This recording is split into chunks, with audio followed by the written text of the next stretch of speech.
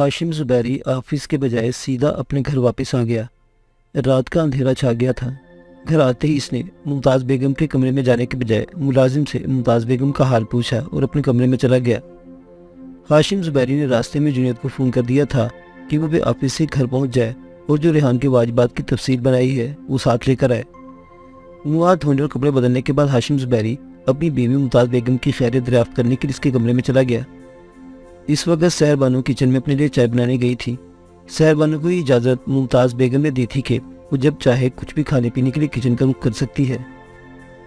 हाशिम ज़ुबैरी ने मुमताज़ बेगम की खैरियत दरियाफ्त की और इधर उधर की बातों के बाद इसके कमरे से बाहर आ गया। जाते हुए हाशिम ज़ुबैरी ने मुलाजिम से पूछा, जुनैद आ गया है? अभी नहीं आया साहिब। वो जैसे ही आए इसे स्टडी रूम में भेज देना, मैं वहाँ हूँ। हाशिम ज़ुबैरी कहकर चला गया। सहर बानो हाथ में चाय का कप लिए किचन से बाहर निकलने ही वाली थी कि इसकी निगाह जुनैद पर पड़ गई। वो हाथ में फाइल पकड़े अभी अंदर आया था। मुलाजिम भागते उसके पास कर बोला, जुनैद भाई, साहिब आपको स्टडी रूम में इंतज़ार कर रहे हैं। शुक्रिया, जुनैद ने कहा। वो स्टडी रूम की तरफ चल पड़ा, जबकि सहर बानो उस वक्त तक इसकी निगाहें इसका ताक़ुब करती रही जब तक जुनैद इसकी निगाहों से हट नहीं गया। सहर बानो अपनी जगह खड़ी भूल गई कि इसे वापस मुमताज़ बेगम के कमरे में भी जाना है। क्या हो रहा है? अचानक आवाज़ सुनकर सहर बानो चौंकी। इसके सामने सानिया खड़ी थी। इसके चेहरे पर मुतानत थी। मैं चाय बनाने आई थी, सहर बानो ने जवाब दिया। सानिया ने इसके सरापे का जायज़ा लेते हुए पूछा, तुम यहाँ नर्सों की मालकिन हो, तुम्हारे ठाठ तो हमसे भी अच्छे हैं। क्या मतलब है आपका? सहर बानो ने सानिया की तरफ देखा। इतना कीमती लिबास पहनकर तुम मेरी माँ की खिदमत कर रही हो? अपनी औकात में रहकर काम करो। सानिया को गुस्सा आ गया। क्या मैं कीमती लिबास नहीं पहन सकती? कीमती लिबास पहनने का हक सिर्फ अमीर लोगों को तो नहीं है। सहर बानो बोली। कितनी तनख्वाह है तुम्हारी? सानिया बोली। सहर बानो को इसकी बात सुनकर गुस्सा आ गया। अगर इसी किसी बात की परवाह न होती तो वो हाथ में पकड़ा हुआ गर्म चाय का कप सानिया के चेहरे पर उलट देती। वो अपने अंदर के गुस्से को जब्त करके बोली, मैंने ज़िंदगी में ये नहीं सोचा था कि कभी मुझे इस जैसे घर में काम करने का मौका मिलेगा। ऐसे घर मैंने दूर से कई बार देखे थे। ऐसे घर का मैं महज ख्वाब ही देख सकती थी, लेकिन ऐसा कीमती लिबास पहनना मेरे इख्तियार में था। मुझे मौका मिला और मैंने लिबास खरीद कर पहन लिया। एक एक पैसा जोड़कर मैंने अपनी ख्वाहिश पूरी की है। सहर बानो ने इत्मीनान से जवाब दिया। सानिया को सहर बानो की इस घर में आमद एक आँख नहीं भाई थी। वो इसे शक की निगाह से देखती थी। इसके दिल में सहर बानो के लिए नरम गोशा नहीं था। सहर बानो का जवाब इसे अच्छा नहीं लगा। अपनी ये ख्वाहिशें अपने घर जाकर पूरी करना। इस घर में तुम एक मामूली नर्स हो और नर्स बनकर रहो।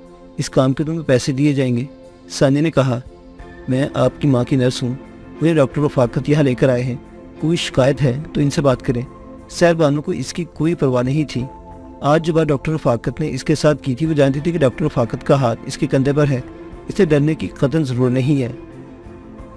सानिया को सहर बानो की तरफ से ऐसे जवाब की तवक्को नहीं थी। बात बढ़ाने के बजाय इसने कहा, मैं मम्मा के कमरे में जा रही हूँ। जब तक मैं कमरे से बाहर ना हूँ अंदर ना आना। मैं कहाँ बैठूं? सहर बानो ने दाएं बाएं देखा।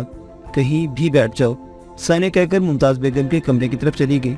सहर बानो ने चाय का एक घूंट लेकर एक मुस्कुराहट अपने चेहरे पर आवेजा की और इत्मीनान से चाय के घूंट लेने लगी। सानिया जब कमरे में पहुंची तो मुमताज़ बेगम बेड की पूंछ से टेक लगाए बैठे तस्बीह कर रही थी। सानिया को देखते इसने मुस्कुराकर इसकी तरफ देखा। सानिया इसके पास ही बैठ गई। क्या बात है, उदास दिखाई दे रही हो? मेरे चेहरे से ऐसा लग रहा है? ऐसा लग रहा है तो मैंने तुमसे पूछा। मम्मा, सहर बानो इस घर में आपकी खिदमत के लिए आई है। इसका इरादा कुछ और है। सानिया असल बात की तरफ आती हुई बोली, मैं तुम्हारी बात नहीं समझी। कि आपको डैडी का वो वाक़या याद है जब उन्होंने इसी उम्र की लड़की से शादी करने की कोशिश की थी? मुमताज़ बेगम का चेहरा मतानत में डूब गया। तुम कहना क्या चाहती हो? मुझे एक बार फिर अंकल रफ़ाकत वो डैडी की ये चाल लगती है। आपने इसका लिबास देखा कि एक मामूली नर्स का ऐसा लिबास होता है? आपको ये भी अंदाज़ा होगा कि जो सूट इसे पहना हुआ है इसकी कम से कम क्या कीमत होगी। इसने बताया था कि इसकी कमेटी निकली थी और इसने शॉपिंग कर ली। हालांकि मुमताज़ बेगम को सहर बानो की ये बात सुनकर भी यकीन नहीं था, लेकिन इसने सहर बानो के सामने अपनी बेयकीनी का तज़किरा करना मुनासिब नहीं समझा था। वो बहुत तेज़ दिमाग है। मुझे इसका इस घर में रहना पसंद नहीं है। सानिया एकदम बोली। इसकी बात सुनकर मुमताज़ बेगम भी सोच में पड़ गई। मुमताज़ बेगम के दिलो दिमाग पर पहले ऐसे कोई बात नहीं थी। सानिया की इस बात ने इसे भी शकूक की लहरों के हवाले कर दिया था। وہ آج کھولے کھاتے ہوئے سوچنے لگی کہ وہ ثانیہ کی بات کا یقین کرے کہ اس کا شک سمجھ کر نظر انداز کر دے۔ پھر اس نے ثانیہ کی سوچ بدلنے کے لیے کہہ دیا، ثانیہ مجھے نہیں لگتا کہ ایسی کوئی بات ہے، تمہارے ڈیڈی ہم دونوں سے معذرت کر لی تھی، لیکن مجھے لگ رہا ہے اتنا نہ سوچا کر، اپنی پڑھائی پر توجہ دے، سحر اچھی لڑکی ہے۔ ممتاز بیگم بولی، وہ ناگن ہے، وہ ایک غلام ہے جو نرس کے روپ میں میری خدمت کے لیے اس گھر میں موجود ہے۔ ممتاز بیگم نے کہا، میرے دل میں جو بات تھی وہ میں نے کہہ دی، اب آپ پر ہے کہ آپ سحر بانو پر کیسی نظر رکھتی ہیں۔ ثانیہ اٹھنے سے قبل اپنی ماں کا ماتھا چوما اور شب بخیر کہہ کر کمرے سے چلی گئی۔ اس کے جاتے ہی ممتاز بیگم کا چہرہ گہری سوچ میں ڈوب گیا۔ ہاشم زبیری نے فائل پڑھنے کے بعد اپنے سامنے کھڑے جنید کی طرف دیکھا اور بولا، کل چیک بنا لینا، میں سائن کر دوں گا۔ ٹھیک ہے سر، جنید نے کہا، میں نے کچھ گھوڑے خریدے ہیں، 2-4 دن میں فارم ہاؤس پہنچ جائیں گے، ان کی دیکھ بھال کے لیے مجھے گھوڑوں کی رکھوالی میں ماہر آدمی درکار ہے۔ ہاشم زبیری بولا، میں آج ہی سے ایسے آدمی کی تلاش شروع کر دیتا ہوں، جنید نے فوراً کہا۔ ہاشم زبیری نے سگریٹ نکال کر اسے سوچتے اپنی انگلیوں میں گھوایا، تم ریحان سے بات کرو، اسے آفر کرو کہ اسے جتنی تنخواہ مل رہی ہے اس سے بھی زیادہ تنخواہ پر میرے فارم ہاؤس میں آ جائے، اس کا کام صرف نسلی گھوڑوں کی دیکھ بھال کرنا ہوگا۔ جنید کو پہلی بار محسوس ہوا کہ ہاشم زبیری کے اندر ریحان کے لیے کیسی نفرت ہے۔ وہ چونک گیا، کیا میں واقعی ریحان سے یہ بات کروں؟ ہاں، میں بات کرنے کے لیے ہی کہہ رہا ہوں، میں نے یہ بات مذاق میں نہیں کہی ہے۔ ہاشم زبیری کا لہجہ متانت عیاں کر رہا تھا۔ اوکے سر، میں ریحان سے مل لوں گا، تم اس کا گھر تو جانتے ہی ہو، کل اس کا چیک بھی لے جانا اور بات بھی کر لینا، تم جاؤ۔ ہاشم زبیری نے فائل اس کی طرف بڑھا دی۔ جنید نے فائل لی اور کمرے سے نکل آیا۔ جو بات ہاشم زبیری نے کی تھی، ریحان سے وہ بات کرنے کا کیا رد عمل ہو سکتا ہے، جنید یہ جانتا تھا، لیکن ہاشم زبیری کی بات نہ ماننا جنید نے سیکھا ہی نہیں تھا۔ نشست گاہ سے گزرتے اس کی نگاہ سحر بانو پر چلی گئی۔ سحر بانو دوسری طرف منہ کیے چائے کی چھوٹی چھوٹی چسکیاں لے رہی تھی۔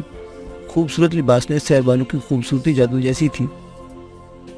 ہاشم زبیری نے جو ابھی اس کی بات کی تھی، سحر بانو کو دیکھتے ہی اس کے ذہن سے ہر بات نکل گئی۔ ایک دم سحر بانو نے گھوم کر جنید کی طرف دیکھا، اور جنید جو اس کی طرف ٹکٹکی باندھے دیکھ رہا تھا، اس کو دیکھتے ہی گڑبڑا گیا۔ سحر بانو مسکرائی، چائے بناؤں آپ کے لیے؟ شکریہ، جنید بولا، میں چائے بہت اچھی بناتی ہوں، میری بنائی ہوئی چائے آپ کو پسند آئے گی۔ سحر بانو نے اپنی تعریف کی۔ پھر کبھی سے ہی جنید کی سمجھ میں نہیں آ رہا تھا کہ وہ اس سے کیا بات کرے، آج کیوں نہیں؟ سحر بانو اس موقع کو ضائع کرنے کے بجائے جنید سے بات کر کے راستہ ہموار کرنا چاہتی تھی۔ مجھے جلدی ہے، جنید نے بہانہ کیا۔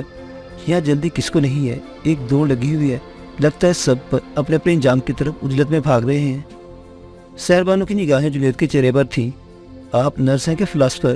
جنید بولا، دنیا انسان کو کچھ بھی بنا دیتی ہے۔ سحر بانو مسکرائی، جانے کب کیا انسان میں تبدیلی آ جائے، کب سوچ بدل جائے۔ آج آپ اس گھر کی مالکن لگ رہی ہیں۔ جنید کو لگا کہ اس کے بارے میں ثانیہ ٹھیک ہی کہہ رہی تھی، نوکر کبھی گھر کا مالک نہیں بن سکتا، اچھا لباس پہننے سے غربت چھپ ضرور جاتی ہے، ختم نہیں ہو جاتی۔ سحر بانو نے متانت سے کہا، باتیں تو آپ اچھی کرتی ہیں، مجھے بھی تو آپ موقع دیں، میں بھی آپ کی باتیں سنوں اور پھر کہوں کہ آپ اچھا بولتے ہیں۔ مجھے بولنا نہیں آتا، جنید مسکرایا۔ محض مسکراتے رہا کیجیے، آپ کی مسکراہٹ بھی بے مثال ہے۔ سحر بانو نے راہداری کی طرف سے ثانیہ کو آتے ہوئے دیکھ لیا تھا۔ وہ جلدی سے ایک طرف چل پڑی۔ جنید کو اس سے بات کرنا اچھا لگا، اس کی خوبصورتی میں نہیں بلکہ باتوں میں بھی جادو تھا۔ ثانیہ کا موڈ بنا ہوا تھا، وہ جنید کی طرف دیکھے بغیر اپنے کمرے کی طرف چلی گئی۔ جنید اپنے کوارٹر کی طرف جانے کے بجائے چہل قدمی کرتا ہوا کچھ آگے نکل گیا۔ اس کی سوچ میں سحر بانو تھی، جس کے حسن نے جنید کو اپنے حصار میں لے لیا تھا۔ پہلی بار ایسا ہوا تھا کہ کسی لڑکی نے جنید کو اس طرح متاثر کیا تھا۔ چلتے چلتے جنید اس علاقے کے چیرمین کے ریسٹورنٹ کے پاس پہنچ گیا۔ جنید اپنے خیالوں میں گم اس جگہ تک پہنچ گیا تھا۔ اس نے واپسی کا ارادہ کیا ہی تھا کہ اس کے پاس ایک قیمتی کار آ کر رکی، اور دوسرے لمحے بہترین لباس میں ملبوس خوش باش ریحان باہر نکلتے ہی بولا، ہیلو جنید، مجھے امید نہیں تم مجھے اچانک اس طرح یہاں مل جاؤ گے، کیا حال ہے؟ ریحان نے گرم جوشی سے اس کے ساتھ مصافحہ کیا، جبکہ جنید اس کا جائزہ لے رہا تھا۔ اس سے قبل کبھی بھی ریحان نے اسے تم کہہ کر مخاطب نہیں کیا تھا۔ میں ٹھیک ہوں، دیکھو میری اس کار کی طرف، اس کار کی قیمت کا اندازہ تو ہوگا تمہیں، مجھے کمپنی جو سیلری دے رہی ہے اس کا تم تصور بھی نہیں کر سکتے، رہنے کے لیے مجھے گھر بھی دیا گیا ہے، میرے ٹھاٹ ہو گئے ہیں۔ ریحان خوشی سے بتانے لگا، اچھی بات ہے، تم بھی سمجھو اور ہاشم زبیری کو چھوڑ دو۔ ریحان نے کہا، مجھ سے آئندہ ایسی بات مت کرنا۔ جنید ایک دم بولا، دیکھو میں تمہارے بھلے کی بات کر رہا ہوں، تم بہت اچھے ہو. تم ہاشم زبیری کے احسانوں تلے دبے ایک زرخرید غلام کی طرح زندگی گزار رہے ہو. تم نے کبھی ہاشم زبیری کی حقیقت جاننے کی کوشش نہیں کی. لیکن میں جان گیا ہوں, وہ ایک فرعون ہے. ریحان نے کہا. شٹ اپ, جنید نے اسے ڈانٹ دیا. تم میری بات سمجھنے کی کوشش کرو. میں نے کیوں نوکری چھوڑی اور اس طرح اچانک کیوں چلا گیا, تم جاننا چاہو گے تو میں تمہیں بتاتا ہوں. کیا تم مجھے کل مل سکتے ہو؟ جنید نے اس کے بعد کاٹ کر پوچھا. ہاں کیوں نہیں. ریحان نے اپنا کارڈ نکال کر اس کی طرف بڑھا دیا. جب چاہو مجھے فون کر کے آ جانا, کل ملاقات ہوگی. جنید نے کارڈ لیا اور ایک طرف چل پڑا. وہ غصے میں تھا اور اس کے لیے یہ برداشت کرنا مشکل ہو رہا تھا کہ ریحان نے ہاشم زبیری کے بارے میں اچھے الفاظ استعمال نہیں کیے تھے. ہاشم زبیری کچھ دیر ممتاز بیگم کے پاس گزارنا چاہتا تھا. وہ جو ہی اس کے کمرے میں گیا, کمرے کی ہلکی روشنی میں اپنے سامنے ابصرہ کو دیکھ کر وہ ٹھٹک کر اسی جگہ رک گیا. ممتاز بیگم دوسری طرف منہ کی لیٹی ہوئی تھی جبکہ سحر بانو کمرے میں ٹہل رہی تھی. جب اس نے ہاشم زبیری کو دیکھا تو وہ اپنی جگہ رک گئی. ہاشم زبیری کو یقین نہیں آ رہا تھا کہ یہ وہی نرس ہے جسے اس کا دوست ڈاکٹر رفاقت چھوڑ کر گیا تھا. ہاشم زبیری کا اس طرح دیکھنا سحر بانو کو عجیب سا لگا. بیگم صاحبہ سو رہی ہے. ہاشم زبیری نے سحر بانو سے نظریں ہٹا کر ممتاز بیگم کی طرف دیکھا اور کچھ کہے بغیر چلا گیا. ہاشم زبیری اس کمرے سے آ تو گیا تھا لیکن اس کے اندر ایک طوفان تلاطم مچا رہا تھا. سحر بانو کا چہرہ نگاہوں کے سامنے ایسا منجمد ہوا تھا کہ وہ ہٹ ہی نہیں رہا تھا. ہاشم زبیری نے ایسا حسن ایک عرصے کے بعد دیکھا تھا. چند ماہ قبل ہاشم زبیری کو ایک ایسی لڑکی پسند آئی تھی. اس نے لڑکی سے شادی کرنے کا فیصلہ کر لیا تھا. نکاح سے ایک دن قبل ثانیہ باپ کے سامنے دیوار بن کر کھڑی ہو گئی تھی اور اس نے صاف الفاظ میں کہہ دیا تھا کہ جب تک اس کی ماں زندہ ہے وہ ستلی ماں کا وجود اس گھر میں برداشت نہیں کرے گی. ثانیہ کا احتجاج اس قدر بڑا کہ ہاشم زبیری جیسے مضبوط شخص کو اپنی بیٹی کے آگے اپنا فیصلہ بدلنا پڑا. زندگی میں ایسا پہلی بار ہوا تھا جب ہاشم زبیری نے اپنا ارادہ بدلا تھا, ورنہ ہاشم زبیری نے اپنے منہ سے کوئی بات نکالے اور اسے پوری نہ کرے ایسا ممکن نہیں تھا. ہاشم زبیری اپنے بنگلے کے وسیع لان میں ٹہل رہا تھا اور ممتاز بیگم کے کمرے کی کھڑکی کے پاس کھڑی سحر بانو سے دیکھتے ہوئے سوچ رہی تھی کیا واقعی اس کا حسن ایسا ہے کہ کوئی بھی اس کی اثار میں قید ہو کر اپنے آپ کو بھول سکتا ہے. وہ اپنی خوبصورتی سے کسی کو بھی غلام بنا سکتی ہے. اگر ایسا ہے تو وہ اپنے غلام جنید کو بنانا چاہے گی کیونکہ ایسی مردانہ وجاہت کا حامل نوجوان اس سے قبل اس کے نگاہوں میں نہیں آیا تھا. بین میں ہاشم زبیری ٹہلتے ہوئے سوچ رہا تھا کہ وہ سحر بانو کو اپنی زندگی کی ہمسفر بنا کر اسے ہمیشہ کے لیے اس محل کی دیواروں میں قید کر لے گا, جبکہ کمرے میں سحر بانو دلی دل میں اپنے سے کہہ رہی تھی کہ ڈاکٹر رفاقت اس کے چکر میں اسے ایک نئی دنیا سے آشنا کر چکا ہے. اگر ہاشم زبیری بھی اس راستے پر چلتے ہوئے اس پر کچھ لٹانا چاہے گا تو وہ سمیٹنے کے لیے تیار ہوگی. جب سے وہ اس بنگلے میں آئی تھی ایسے ٹھاٹ دیکھ کر اس کے دل میں بھی دولت مند بننے کی خواہش نے شدت سے جنم لیا تھا. جس گھر میں, جس گلی میں, جس خاندان میں اور جس ماحول میں اس نے سانسیں لی تھی وہ اس زندگی کا ایک خواب کی طرح بھول جانا چاہتی تھی. صبح ڈاکٹر رفاقت وقت پر ممتاز بیگم کو چیک کرنے کے لیے آ گیا. چیک اپ کے بعد ڈاکٹر رفاقت نے سحر بانو کو کچھ ہدایات کی اور پھر اس سے بولا سحر تم کچھ دیر کے اپنے گھر چلی جانا. کیوں؟ سحر بانو چونکی. مجھے کسی نے اطلاع دی تھی کہ تمہارے باپ کی طبیعت ٹھیک نہیں, تم مل آؤ, ڈاکٹر رفاقت نے بتایا. یہ اطلاع آپ کو کس نے دی تھی؟ سحر بانو نے پوچھا. میرے موبائل پر فون کال آئی تھی, کوئی مرد تھا, اس نے بتایا کہ سحر کے والد کی طبیعت سیریس ہے, وہ اس سے آ کر مل جائے. ٹھیک ہے میں چلے جاؤں گی, سحر بانو نے کہا. ڈاکٹر رفاقت نے ایک نظر اس کی طرف دیکھ کر آہستہ سے کہا ٹیکسی پر چلی جانا, میں نے 1000 کا نوٹ تمہارے میڈیسن باکس میں رکھ دیا ہے. شکریہ, سحر بانو بولی. کوئی سیریس بات ہو تو مجھے بتا دینا. ٹھیک ہے. ڈاکٹر رفاقت کمرے سے باہر نکلا تو پہلے سے موجود دروازے کے پاس ملازم نے ڈاکٹر رفاقت کو اطلاع دی کہ ہاشم زبیری اس کا اپنے کمرے میں انتظار کر رہا ہے. ڈاکٹر رفاقت اس کے کمرے کی طرف چلا گیا. ہاشم زبیری اپنے کمرے میں آرام کرسی پر بیٹھا سگریٹ کے کش لیتے ہوئے آہستہ آہستہ جھول رہا تھا. تم نے مجھے بلایا؟ ڈاکٹر رفاقت نے جاتے ہی بے تکلفی سے بولا. ہاں. ہاشم زبیری نے اس بات میں گردن ہلائی. تمہارا بلڈ پریشر چیک کروں جو اکثر بڑھ جاتا ہے. ڈاکٹر رفاقت مسکرایا. ڈاکٹر میں تم سے بات کرنا چاہتا ہوں. تمہاری بات سننے کے لیے تو آیا ہوں. ہاشم زبیری نے اپنی نگاہیں ڈاکٹر رفاقت کے چہرے پر جماتے ہوئے کہا میں سحر بانو سے شادی کرنا چاہتا ہوں. ہاشم زبیری کی بات سنتے ہی ڈاکٹر رفاقت ایک دم چونکا. یہ تم کیا کہہ رہے ہو؟ کہ میں نے غلط بات کی ہے؟ میرا مطلب یہ کیسے ممکن ہے؟ وہ ثانیہ کی عمر کی ہے اور تم جیسا تجربہ پہلے کر چکے ہو. ڈاکٹر رفاقت کی تو سنتے ہی دل کی دھڑکن تیز ہو گئی تھی. تب میں بیٹی کے آگے ہار گیا تھا, اب مجھے پرواہ نہیں. ہاشم زبیری بولا. تم بھول گئے ہو उस वक्त सानी ने क्या कहा था? डॉक्टर रफ़ाकत ने याद दिलाना चाहा। मुझे याद है कि इसने कहा था मेरी माँ की ज़िंदगी में कोई दूसरी औरत इस घर में नहीं आ सकती। याद है, और फिर भी तुम ऐसा सोच रहे हो? डॉक्टर रफ़ाकत यही बात इसके मुंह से कहलवाना चाहता था। हाशिम ज़ुबैरी कुर्सी से उठा और डॉक्टर रफ़ाकत के पास जाकर सांप की तरफ पुकारती आवाज़ में बोला, सहर बानो से शादी के लिए मुझे मुमताज़ बेगम को मारना भी पड़ा तो मैं मार दूंगा। जो ये बात डॉक्टर रफ़ाकत ने सुनी, इसके जिस्म में सनसनी दौड़ गई, जुबान बोलना भूल गई और दिल ज़ोर ज़ोर से धड़कने लगा। वो जानता था कि हाशिम ज़ुबैरी के लिए किसी की जान लेना कोई मामूली मायने नहीं रखता है, वो अपनी बीवी की जान भी ले सकता है। डॉक्टर रफ़ाकत ने मुश्किल थूक हलक से नीचे उतारा और बोला, सहर बानो एक मामूली लड़की है, वो इस माहौल से नाआशना है, वो तुम्हारे लायक नहीं। कहाँ तुम और कहाँ सहर बानो, इसकी महज खूबसूरती मत देखो और तुम इस लड़की के लिए अपनी बीवी का खून भी कर दोगे। मैंने तुमसे कोई राय नहीं मांगी डॉक्टर रफ़ाकत, एक दोस्त होने के नाते मैंने तो अपने दिल की बात बताई है। हाशिम ज़ुबैरी बोला, ये बात तुम जानते हो कि मैं अपनी मर्जी का मालिक हूँ। तुम्हारी हंसती बसती ज़िंदगी में भूचाल आ जाएगा। तुम सोचो जब मुमताज़ बेगम को पता चलेगा तो क्या होगा। मैं फिर कहता हूँ ये सोच तुम अपने ज़हन से निकाल दो। एक बार फिर डॉक्टर रफ़ाकत ने कोशिश की कि किसी तरह वो हाशिम ज़ुबैरी की सोच को बदल सके, लेकिन हाशिम ज़ुबैरी हुस्न का गुलाम था, सहर बानो को किसी कीमत पर खोना नहीं चाहता था। हाशिम ज़ुबैरी बोला, डॉक्टर कहीं तुम्हारी नीयत तो ख़राब नहीं है, कहीं तुम तो इस पर कुर्बान नहीं हो। हाशिम ज़ुबैरी की बात सुनकर एकदम डॉक्टर रफ़ाकत एक फीकी सी हंसी सा ऐसा साफ ज़ाहिर हो रहा था कि वो ज़बरदस्ती हंस रहा है। भला मेरा इससे क्या ताल्लुक़ हो सकता है? मैं अपनी ज़िंदगी में खुश हूँ और फिर मेरा मेयार ऐसा नहीं है। मैं तुम्हारे ताल्लुक़ की बात नहीं, नीयत की बात की थी। अगर तुम्हारे दिल में कोई बात है तो मुझे बता दो। हाशिम ज़ुबैरी ने इसके चेहरे पर अपनी निगाहें जमाते हुए कहा तो एकदम डॉक्टर रफ़ाकत चौंका जैसे इसकी चोरी पकड़ी गई हो। तुमने बात ही ऐसी की है कि ज़हन मुंतशिर हो गया है, समझ नहीं आ रहा कि क्या बोलना है और क्या नहीं बोलना।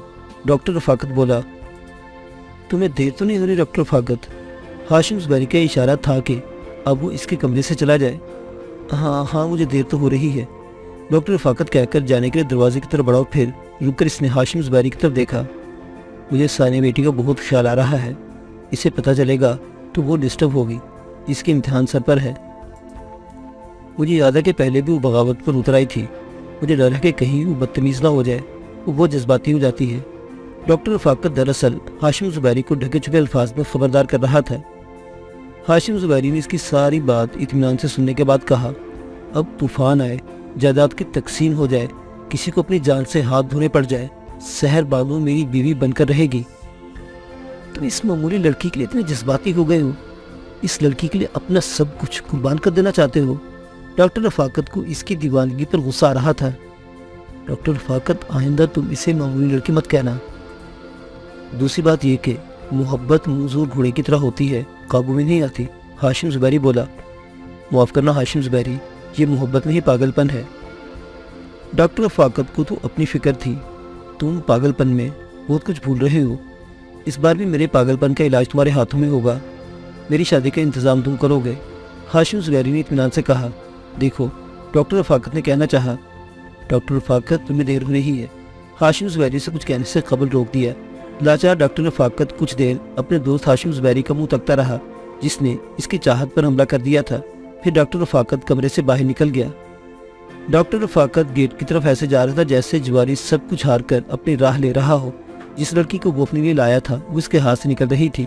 इस लड़की के लिए तो हाशिम ज़ुबैरी ने अपनी बीवी को जान से मार देने के लिए कह दिया था।